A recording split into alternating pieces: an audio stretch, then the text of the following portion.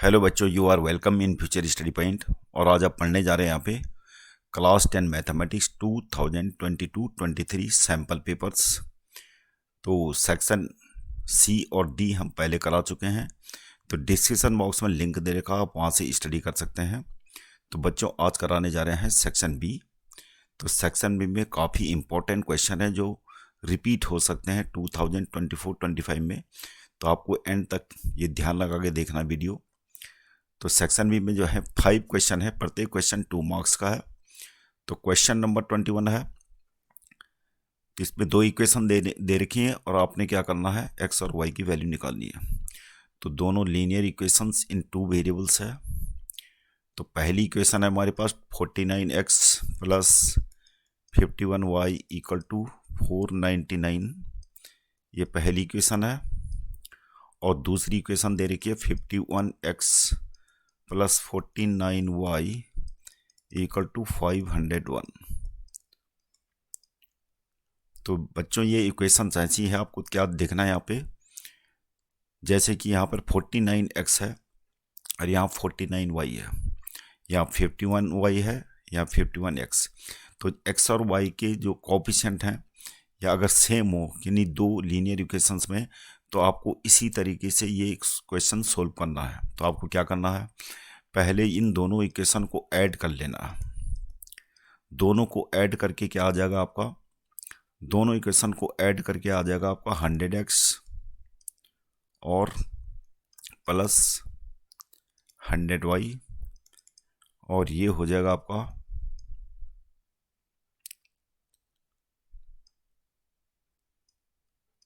1000। अब ये 100 से डिवाइड करके क्या हो जाएगा, ये आपको इक्वेशन नंबर 3 आ गई।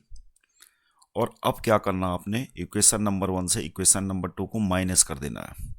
तो दोनों को माइनस कर लेते हैं, इक्वेशन नंबर 1 इक्वेशन नंबर 2 दोनों को माइनस करके जो भी आएगा, तो 49 माइनस 51 क्या होता है, -2x plus 2y equal to हो जाएगा यहाँ पे -2, माइनस से मल्टीप्लाई कर लेते हैं 2x माइनस 2y, तो ये हो जाएगा 2 से डिवाइड कर लेते हैं x minus y equal to हो जाएगा 1। और इस प्रकार से हमारी इक्वेशन नंबर क्या आ जाएगी, 4। अब इक्वेशन नंबर 3 और इक्वेशन नंबर 4 को हम सेम ये सोल्व कर लेते हैं।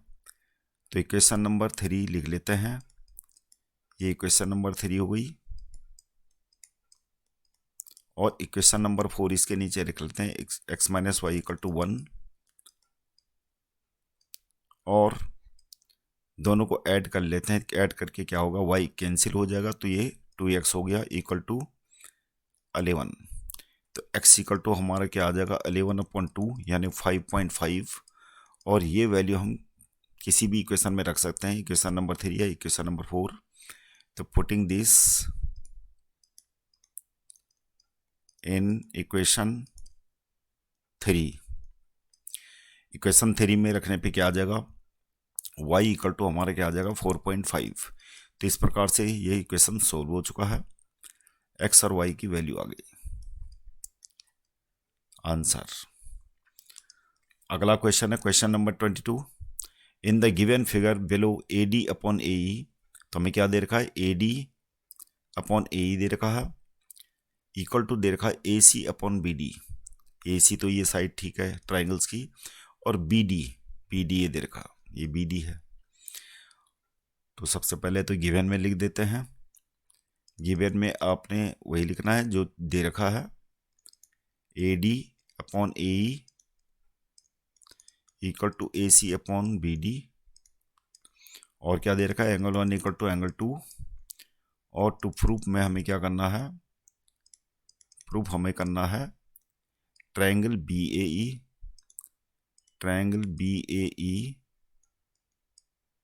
Is similar to triangle CAD। Proof.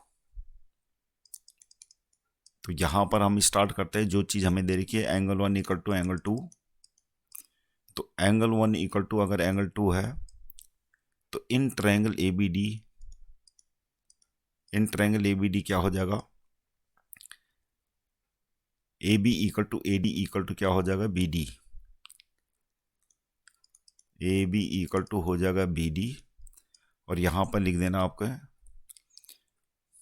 Opposite sides of equal angles, opposite sides of equal angles in triangles.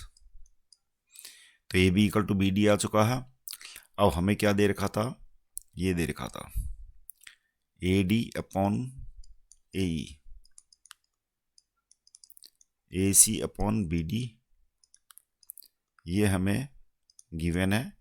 जो चीज़ दे रखी ब्रैकेट में आपने ये लिख देना है गिवन, और अब सब्स्टिट्यूट कर लेते हैं AB BD, BD equal to AB, putting BD equal to AD, AB BD equal to AB। तो BD की जगह में AB रख लेते हैं, AD अपॉन क्या हो जाएगा AE, और AC अपॉन में आ जाएगा हमारे BD की जगह में AB। अब देखते हैं दोबारा से ट्रायंगल्स में, फिगर में देखते हैं AD अपॉन AE। तो AD अपॉन में AE ये तो दे ही रखा था, AC अपॉन में AB, AC ये हो गई और AB हो गई। अब ये कौन से दो ट्रायंगल्स की साइड्स हैं जो हमें प्रूव करना था।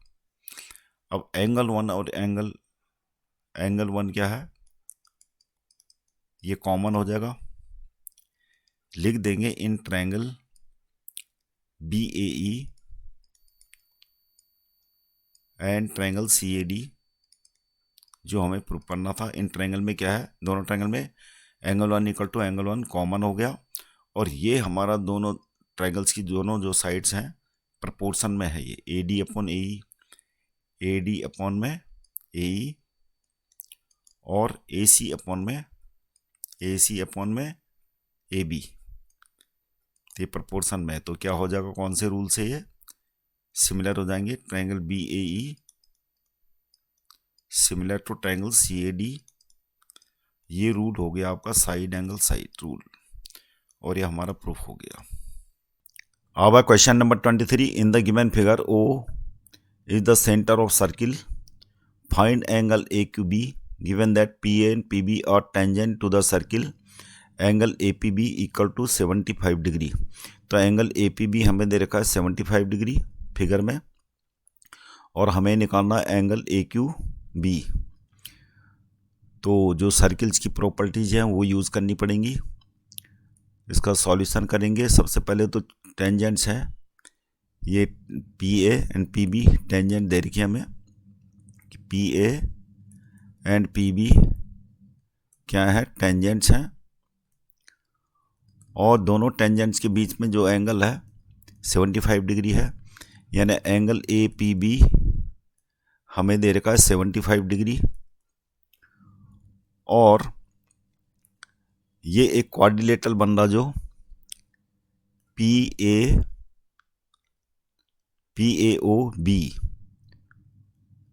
तो ये दोनों 90 डिग्री के हो जाएंगे। तो आप लिखेंगे कैसे इसको, आपको लिख देना है कि OA perpendicular to PA and OB perpendicular to PB, इन दोनों में लिख देना आपको टेंजेंट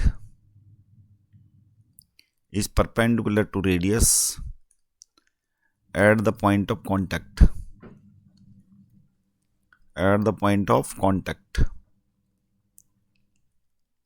अब क्या हो जाएगा, क्वाड्रिलेटरल के चारों एंगल का सम क्या होता है 360 डिग्री। तो लिख देते हैं सीधे angle A plus angle P plus angle B, और ये एंगल AOB है। तो इन चारों एंगल का सम 360 डिग्री होता। तो एंगल P हमें दे रखा है ये 90 हो गया, एंगल P 75 हो गया, एंगल B 90, तो एंगल AOB 360 डिग्री। तो एंगल AOB कितना हो जाएगा, ये हो जाएगा सम करके कितना, ये आ जाएगा एंगल AOB हमारा 105 डिग्री। तो बच्चों यहाँ पर आप डायरेक्ट भी लिख सकते हो, ये दोनों एंगल क्या होते हैं, हमेशा सप्लीमेंट्री होते हैं।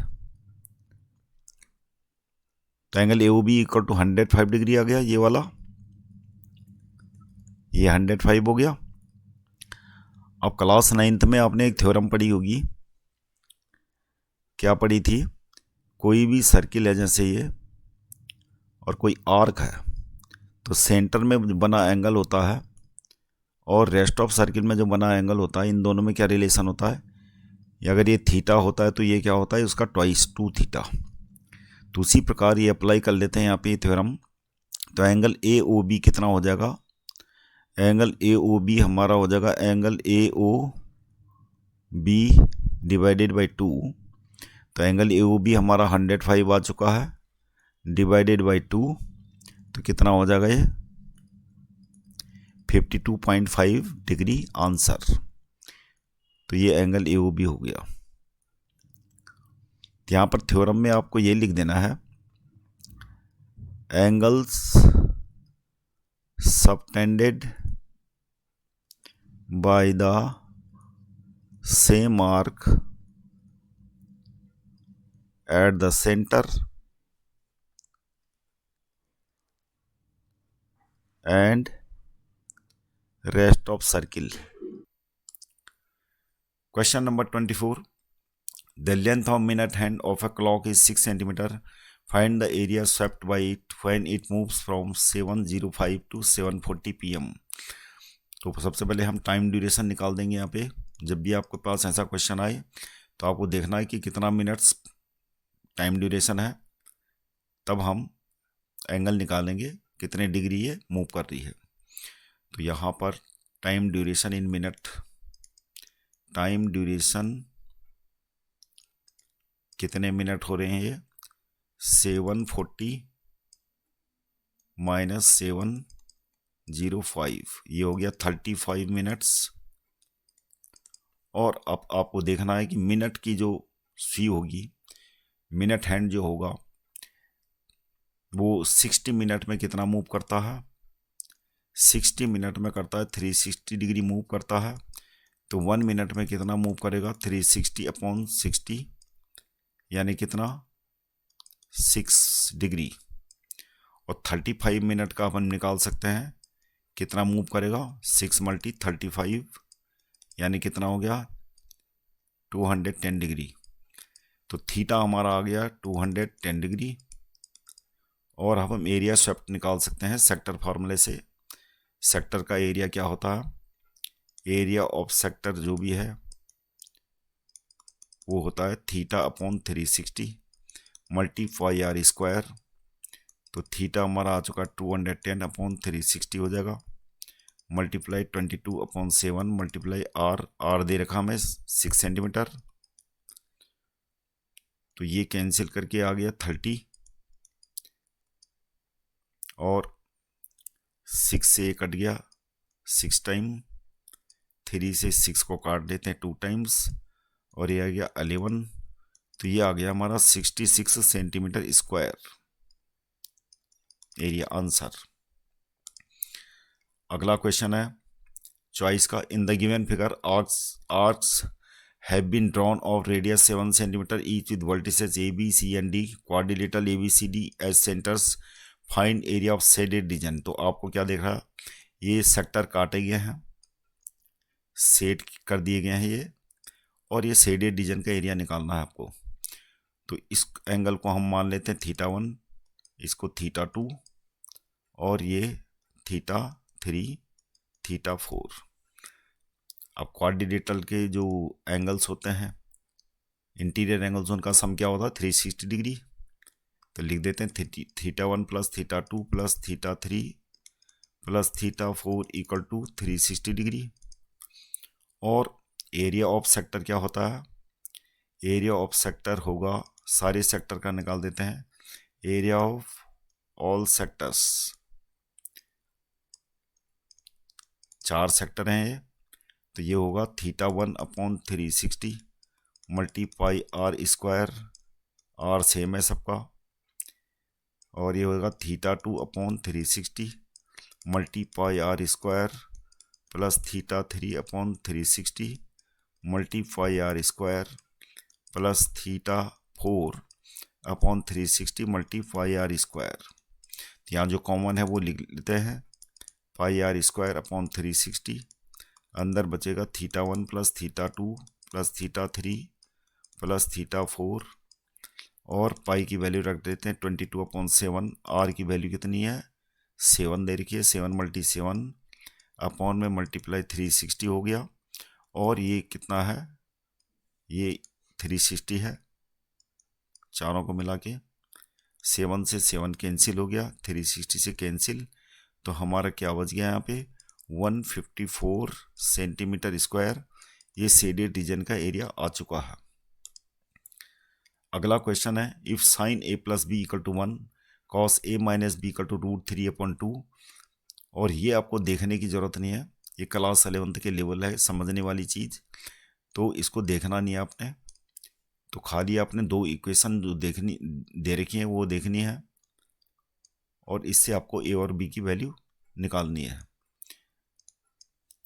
ये sine A plus B equal to 1, ये लिख लेते हैं sine A plus B equal to 1, और दूसरी इक्वेशन है, पहले इसी को हम सिंप्लीफाई कर लेते हैं।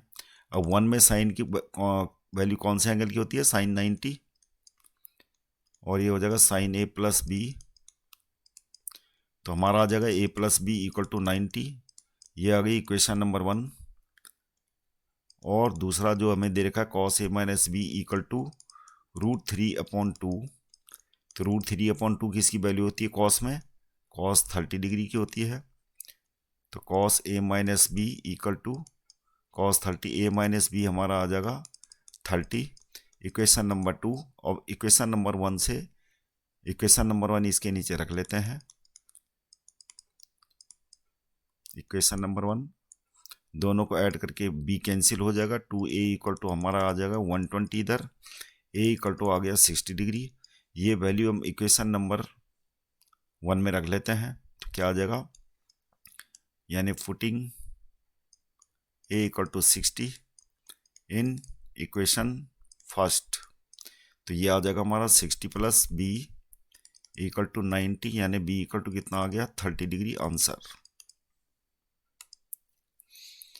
अगला क्वेश्चन है चॉइस का, find an acute angle theta when cos theta minus sine theta upon cos theta plus sine theta. ये दे रखा हमें, तो हम क्या करेंगे, वैसे और क्रॉस मल्टीप्लाई करके आपको सिंप्लीफाई कर सकते हैं इसको, लेकिन सिंपलेस्ट वे ये है कि आप एक ही थीटा रखो यहाँ, और एक ही थीटा रखने के लिए हम क्या करेंगे, इसको कॉस थीटा से डिवाइड कर लेते हैं ऊपर नीचे, तो डिवाइडिंग